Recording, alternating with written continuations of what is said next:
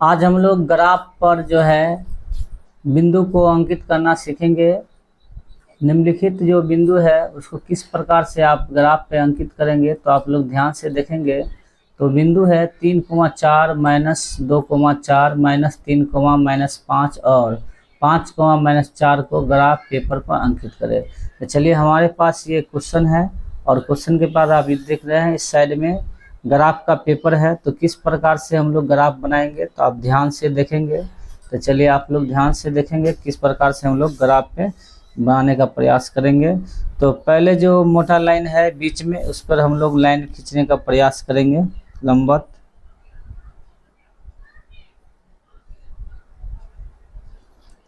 Pencil का प्रयोग करने से आपको क्या होगा कि आपको गलत भी लाइन होगा तो मिटाने में सुविधा होगा। तो आप प्रयोग पेंसिल का ही करें। पेंसिल का प्रयोग करने से काफ़ी फायदा होता है। और यहाँ पे हम पेन का यूज कर रहे हैं ताकि वीडियो आपका अच्छा बने और आसानी से आप समझ जा सके, इसीलिए कलम का यूज कर रहे हैं। तो चलिए, यहाँ पे हम लोग x लिखेंगे और इस साइड हम लोग x डैश लिखेंगे और ऊपर में y लिखेंगे और नीचे में y डैश लिखेंगे। और ध्यान देना है, ये बीच वाला जो पॉइंट है वो उसका वैल्यू 0 और 0,0 होगा। x का भी 0, y का भी 0 होगा। और ठीक इधर जो हम लोग लिखेंगे यहाँ पर 1 लेंगे। और याद रखना है, जहाँ पे ये मूल बिंदु है ठीक इधर भी 1 और 2, इसके बाद 3, 4, 5, 6 और ठीक फिर इसके बायां पक्ष में जाएगा तो इधर आपको -1, -2, -3, -4, -5, -6। और ये भी ध्यान रखना है कि क्वेश्चन में आपको देखना है कि सबसे छोटा x का वैल्यू कितना है, 3 है, और सबसे बड़ा 5 है। तो आप 6 तक आसानी से लिख सकते हैं या 5 तक भी लिख सकते हैं। ऊपर में हम लोग फिर जाएंगे तो यहाँ पे 1 हो जाएगा, फिर ये 2 हो जाएगा, फिर ये 3 हो जाएगा, फिर ये 4 हो जाएगा, फिर ये 5 हो जाएगा और ये 6 हो जाएगा। ठीक इसी प्रकार से फिर डैश में जाएंगे तो यहाँ माइनस होगा तो -1 होगा, -2 होगा, -3 होगा, -4 होगा, -5 होगा, -6 होगा। ध्यान रखना है कि मूल बिंदु से ठीक ऊपर नीचे आगे पीछे ही एक का हम लोग 1 लिखेंगे, क्योंकि बहुत बच्चे क्या करते हैं, 1 यहाँ लिखना चाहिए तो वो यहाँ लिखते हैं, इसलिए इस बात को ध्यान रखना है। और ये बिंदु हमारा 0,0 होगा। तो अभी पहला हमारा क्वेश्चन है 3,4। तो आपको ये देखना है x का मान भी 3 है और y का मान जो है 4 है। तो प्लस में दोनों है तो प्लस वाला इसी में फर्स्ट में होगा। तो x का 3 ये है और y का 4 ये है। तो ये पॉइंट जो यहाँ से उठ के डायरेक्ट यहाँ पे पॉइंट होगा, इस पॉइंट का नाम हो जाएगा 3, पहले x का मान होता है उसके बाद y का मान होता है। तो इस प्रकार से ये हमारा पॉइंट आ गया।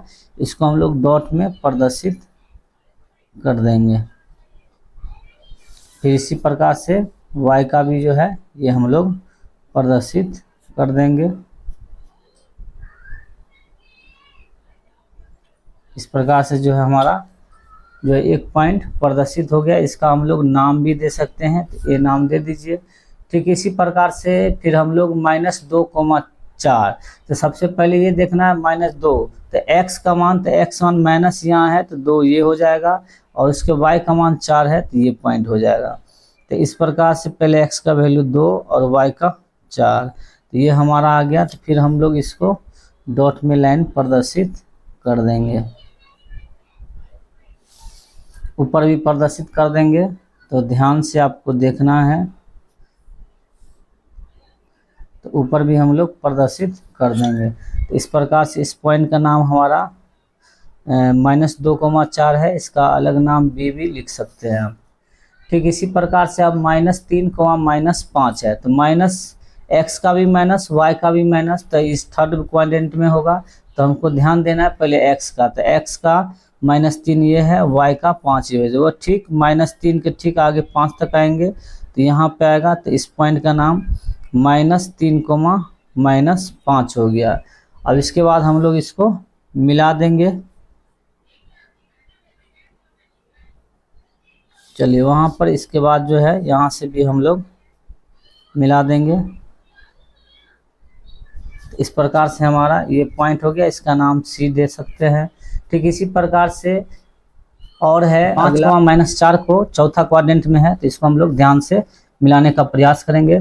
तो x का मान 5 है तो 5 यहाँ हुआ, और y का -4 है, इसीलिए हमको इधर नीचे देखना है। तो यहाँ पे 5 के सामने -4 ये है, तो इसको हम लोग मिला देंगे। तो यहाँ पर हो जाएगा 5,-4, और इसको भी हम लोग फिर से मिला देंगे।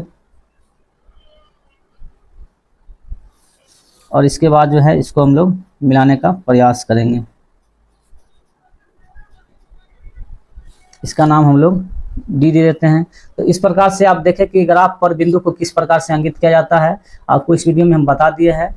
तो जितने भी 8 और 9 और 10 के बच्चे हैं, तो वो उनके लिए काफ़ी अच्छा वीडियो है। तो आपसे रिक्वेस्ट है कि वीडियो को पूरी तरह देखें, और इसके आगे भी आपके लिए वीडियो बनाने का प्रयास करेंगे।